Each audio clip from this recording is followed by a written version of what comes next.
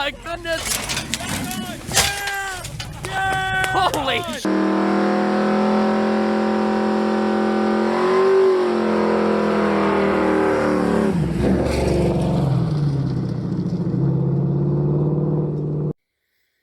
Okay folks, round 2 has officially begun of the bolted tires.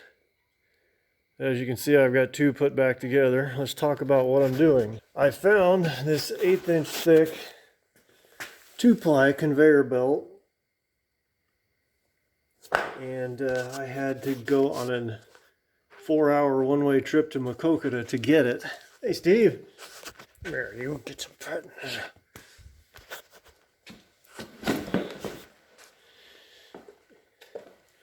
I figured this should be tough enough and without adding too terrible much weight.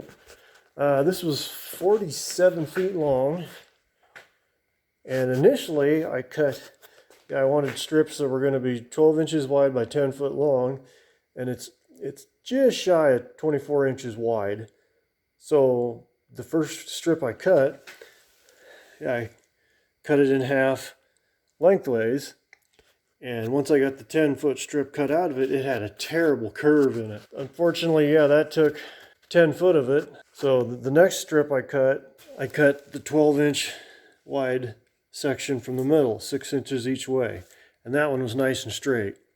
So I got enough conveyor belt here left to do the 2 remaining that I need. But the very first one that I cut out that had a big curve in it, I pretty much was going to have to use it.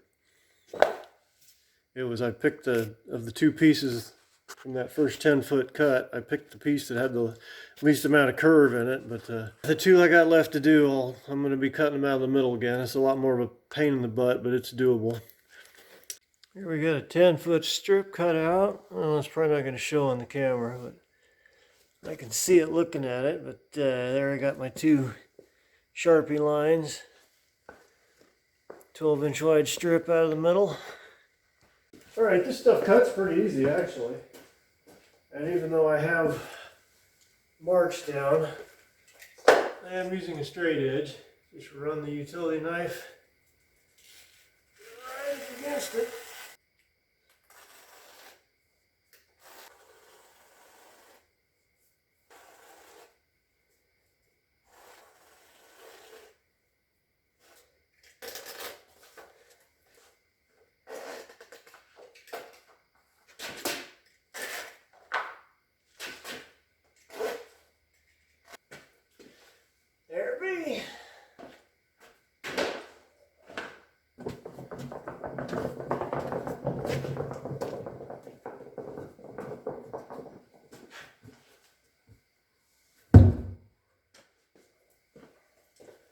What I've been doing is using the, you can see there's like a textured side here, and this side has the plies on it with the cord in it.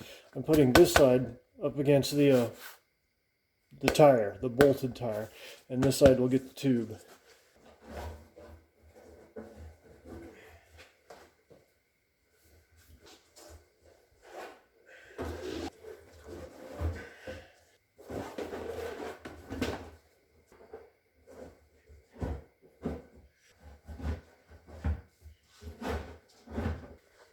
Probably not going to show very well.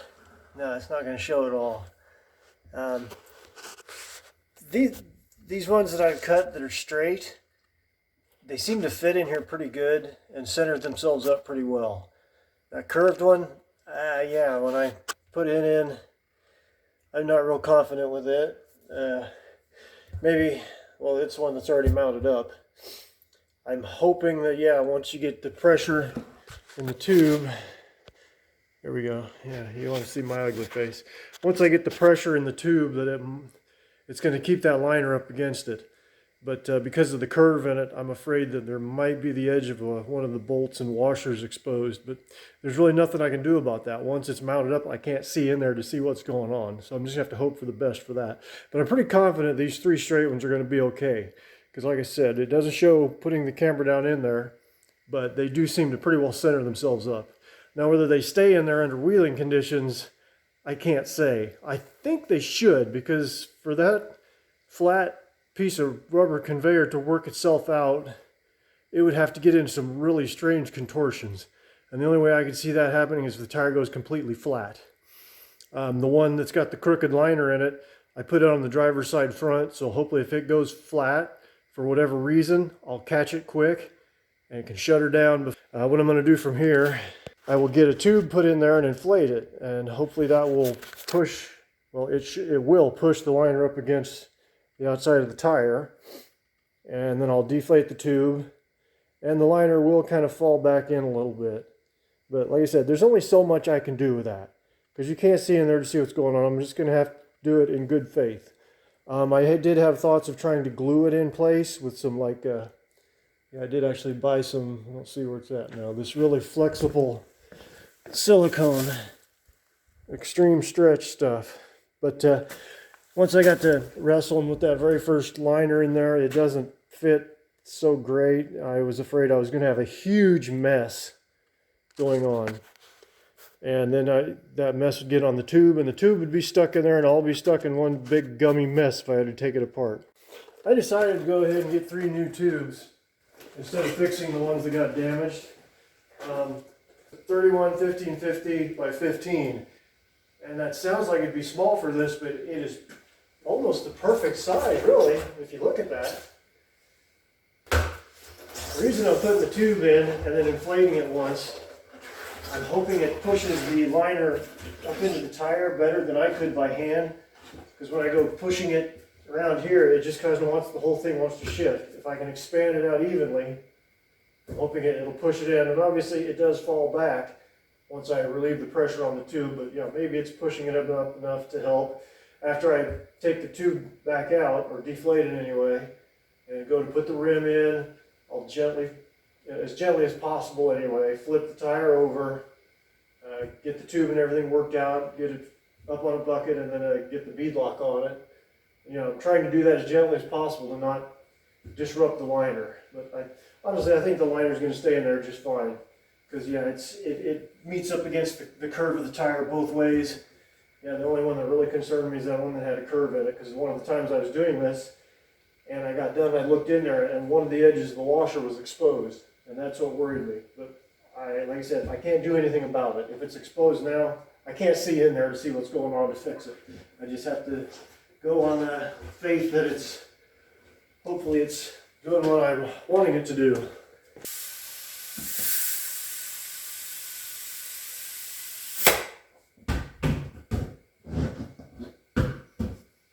Yeah. Hopefully, yeah, that's pushing the whole liner up evenly, letting it spread out and get where it needs.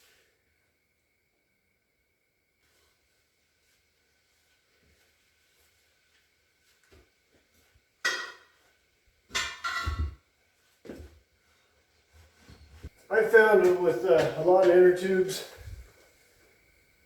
well, yeah, particularly for off-roading, I don't know that I do this for something going down the road, but I like putting a little hose clamp right on the valve stem to keep it in place while I'm wrestling it around. I could take it off after it's aired up, but I just leave it on there. Damn bale's needed. Alright. It's amazing that actually works. You'd think the bucket would slip out of there. I haven't been keeping track of this second go around on these tires because, well, yeah, there's obviously that entire day that I took driving over to Makoka to get the conveyor belting.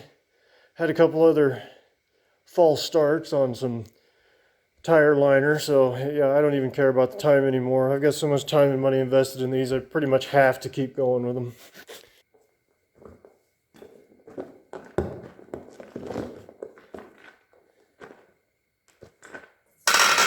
Too much.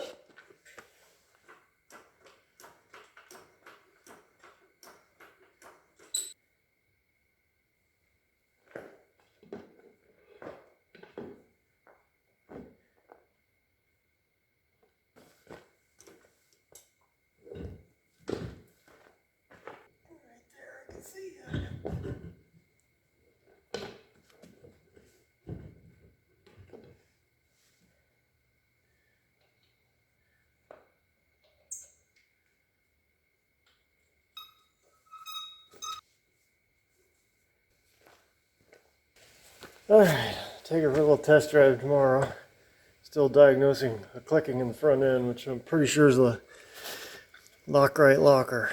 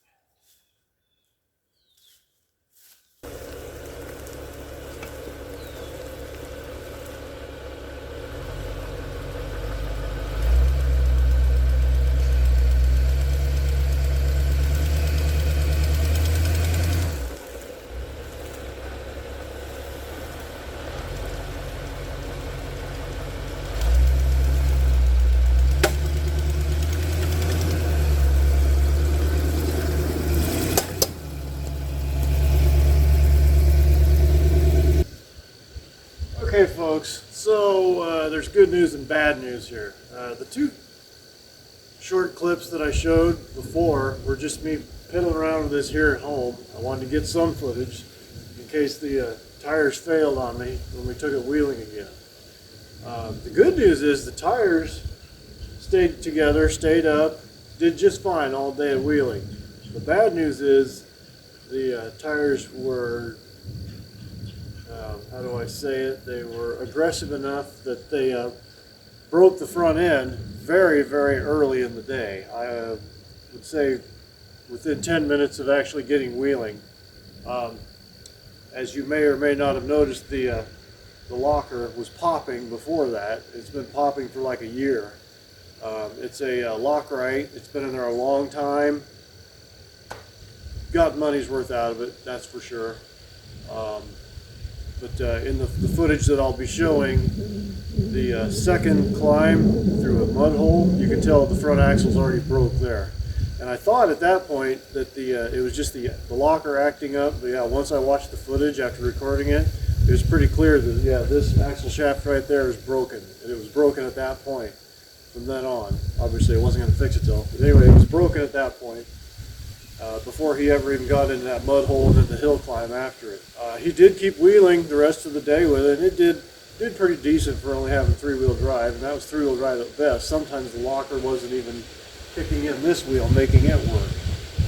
But yeah, there's some footage, I'll show it. That axle shaft there, those are 10 factory axles. I wasn't sure how long I'd had them. I called the place where I bought them from, and the warranty on 10 factory axles is 10 years. It was 11 years. So like the lunchbox locker, we've definitely gotten our money's worth out of that axle shaft. So without further ado, here's some wheeling footage.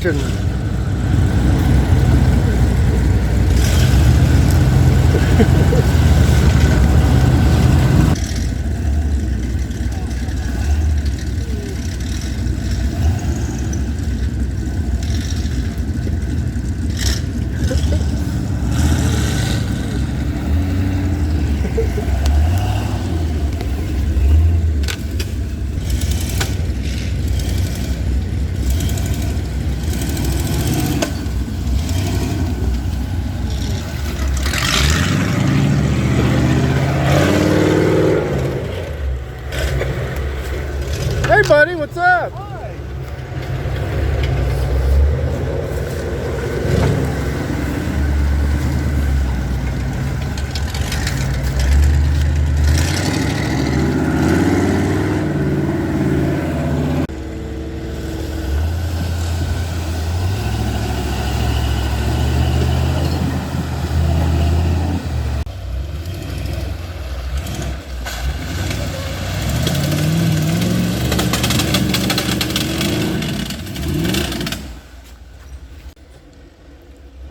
I think the locker gave out.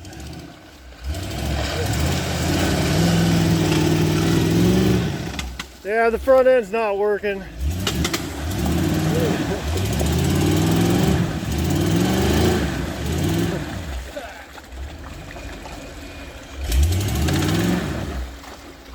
This wheel here isn't pulling. What? This wheel here isn't pulling.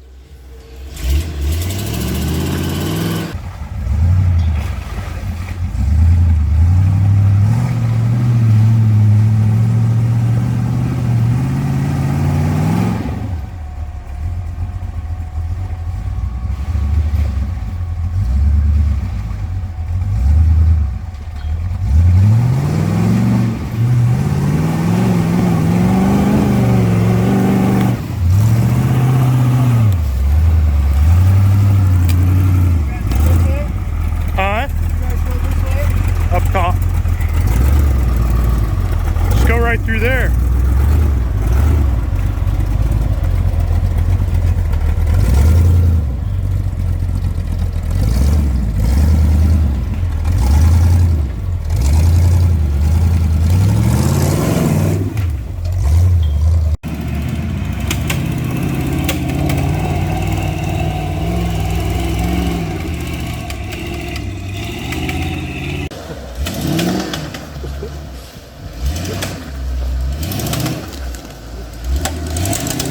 Pop, pop, pop.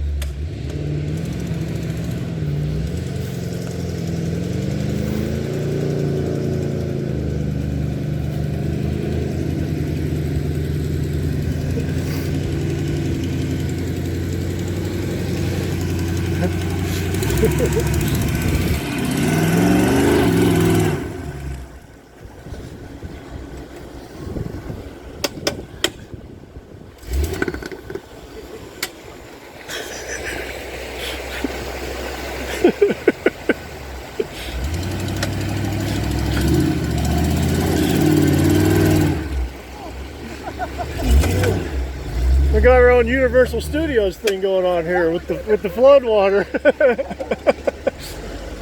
That's why I need Aaron up here to induce the flood.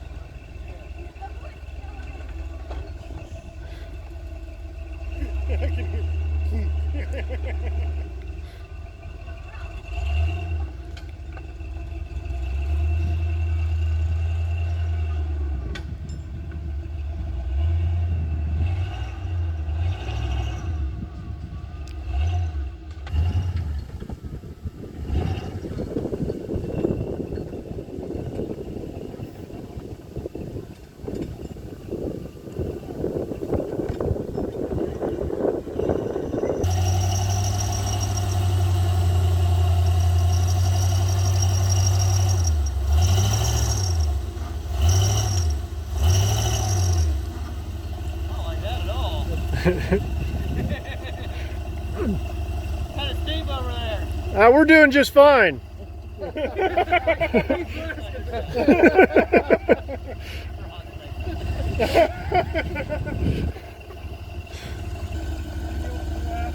the way to the left, yeah. You want to get out? Just stay in there, you'll be fine. You got it.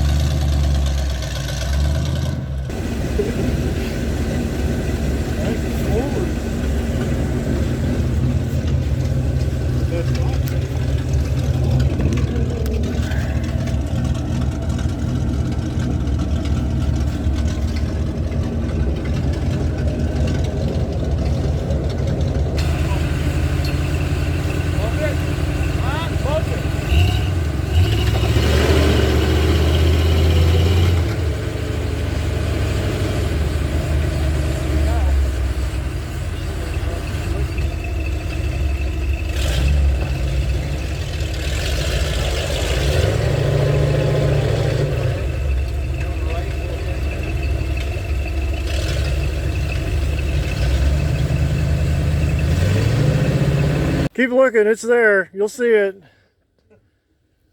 Mommy, mommy, mommy. Mommy, mommy, mommy.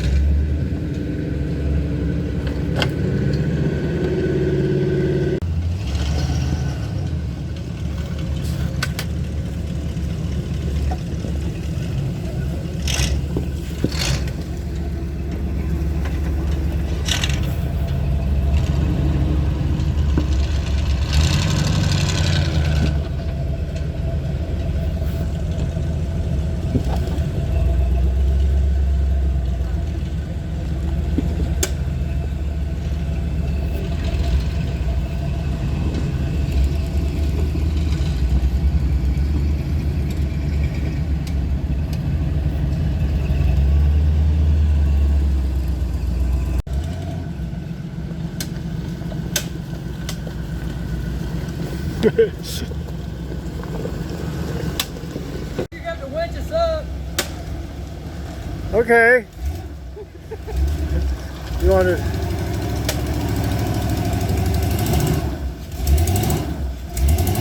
Hey, one front wheel's pulling now.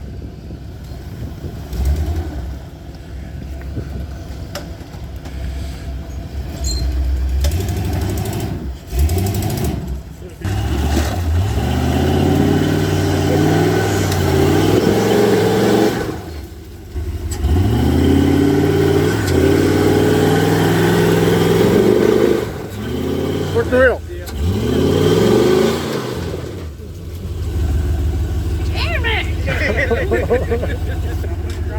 Now, just keep going. Don't stop. You just keep going.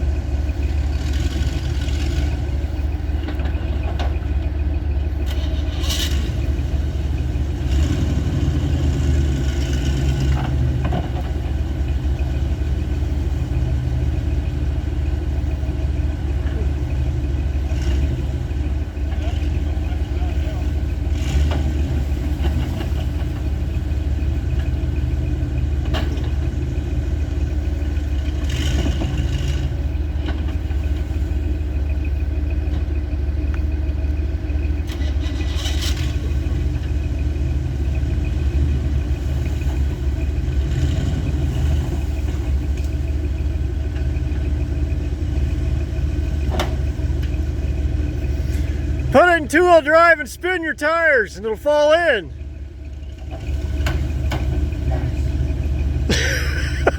Oh my God.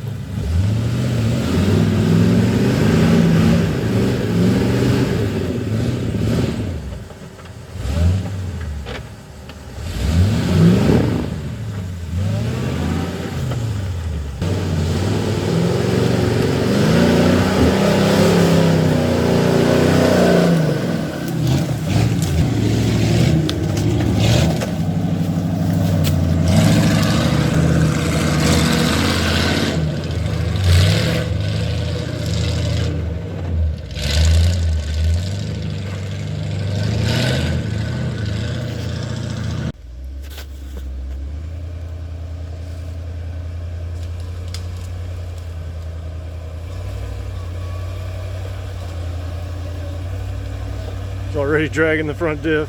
I know. And it's skidding right along.